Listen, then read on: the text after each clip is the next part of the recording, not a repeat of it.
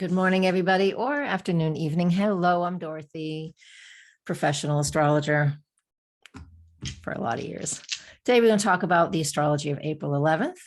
We're also going to do a little bit of the astro dice and draw a card from this deck, as I've been doing daily for quite a few months now. So let's get started. What do we have going on today? And I'm going to share my screen with you. And yes, there it is. Terrific. So here's the astrology for April 11th. I just have to pick a day at a certain time of day because, we're all somewhere in the planet. So no ascendant, midheaven, and we don't talk about the houses that these things occur in because we're all in a different place. So that's the science behind it.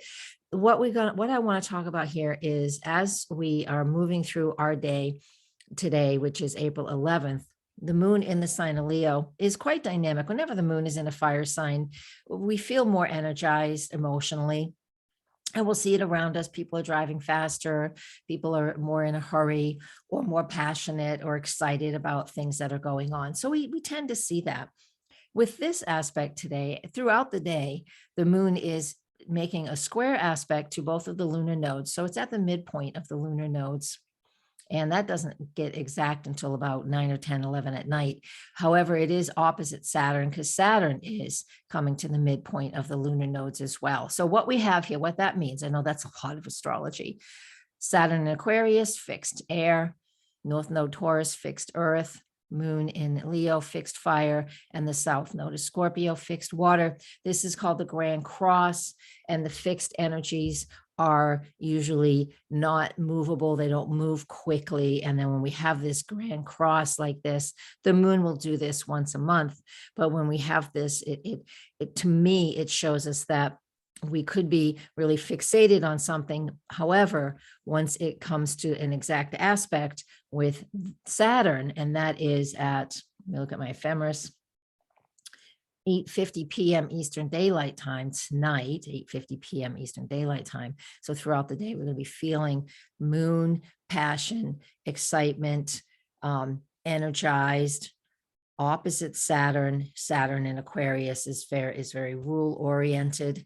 However, to me, this is like a shift in something that has been feeling like stuckness for a while now. So there is a new vibration, a new shift. The moon will do that throughout the day. And again, as it's coming towards Saturn until it gets exact and then separating from Saturn, which is around 9 p.m. Eastern Daylight Time, then we will start to feel some relief from that. So if you're feeling the need or something is coming to an apex, then this is one of the reasons why. Of course, we all have our own story and our own current life situations that we can define what's coming to a head, what do you know needs to make a big shift. And again, with the moon squaring the lunar nodes, this has an awful lot to do with what I value, what I need to let go of, what is shifting and what is changing. There is so much that is in that phase of change and shift at this point in time. All right, lots more astrology in my Patreon. All right, you can see the sun is shining through the windows here. See my crystal ball. That's my crystal. So if you see lights on the wall behind me, it's this crystal right here. That's my lamp in front of me. That's great. I love it. All right. If you have a question, now's the time to pose that question. We're going to do the astro dice. I did a reading this morning for a family member that's having some stuff going on today. And boy, oh boy, I was really happy to read it. What I've just thrown, the dice I've just thrown. So if this is your first time here, the astro dice, it's just astrology dice. They're only like $10. Don't ever fall for the fact that you have to pay a lot more than $10 for them. You don't even have to look at this. They're just 12 dice, like when you play Dungeons and Dragons and all kinds of stuff like that. So one of the dice has the 10 planets and the 2 lunar nodes. So that's 12 signs, 12 houses. Then you just interpret that. I got the South Node in Cancer in the 4th house. So there we are. Cancer is the South Node, the South Node is, what we're leaving behind, right? what we know well, but what we're leaving behind. And in the sign of Cancer, of course, that represents old emotions and feelings, fourth house, home and family. Cancer rules the fourth house, as does the moon. So the overall message of this tells me that the way things have been in regards to either your emotions around family or your home and family, just like me when I had to move, constantly moving and not being able to rely on landlords and things like that, to have integrity. I've got that now. Thank the gods for that. But this South Node in Cancer in the fourth house speaks to stuff like that in just the way I see it. So, what has been in the past is not now. And that's the South Node, because we're moving away from that.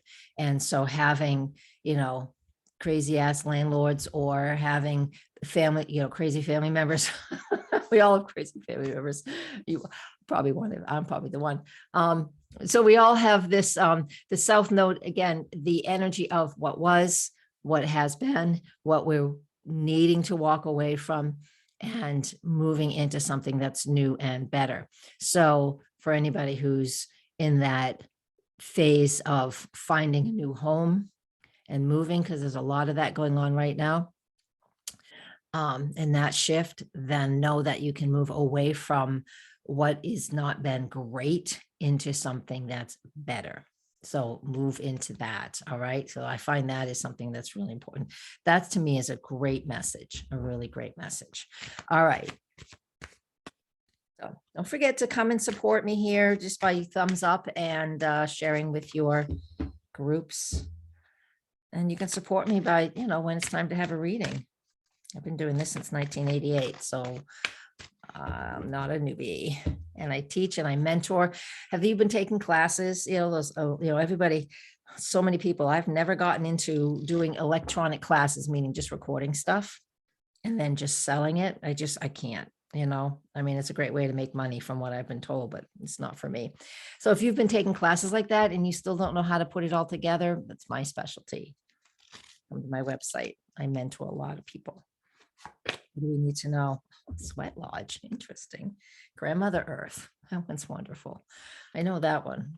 Grandmother Earth is about, again, being very reliable, dependable, and grounded. It's like Capricorn moon, very reliable, dependable. The card I did pick was Sweat Lodge. And that represents taking some time to clear and to purify your body, your thoughts, everything about you. Because if you don't know what a sweat lodge is, it's just you go into this lodge. Usually it's skin or canvas, right? Animal skin or canvas. It used to be animal skin. Nowadays you can use canvas, probably more so. Anyways, going in there, and there's this with very little on, and there's a big hot fire in the middle, and it's a sweat lodge. You sweat and clear your skin, clear those pores. And when I think about clearing the skin, it reminds me of Saturn, because Saturn rules the skin and the bones in the body. And so this is about purification. So that's good. We're coming up to the full moon too. So that's about releasing as well. So the Sweat Lodge card, it represents purifying your thoughts and your processes. And it doesn't matter that we're in the waxing lunar phase. If you have some things to release, now's the time to do it.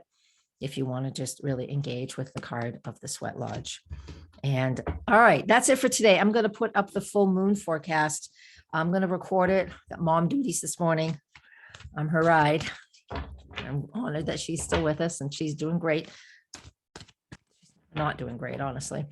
And I'll come back later today, and I'm going to do the full moon forecast. So you guys will probably see that within the 24 hours of this coming up. All right. Thank you. Blessings. Come to my website, DorothyMorganAstrologer.com. Namaste.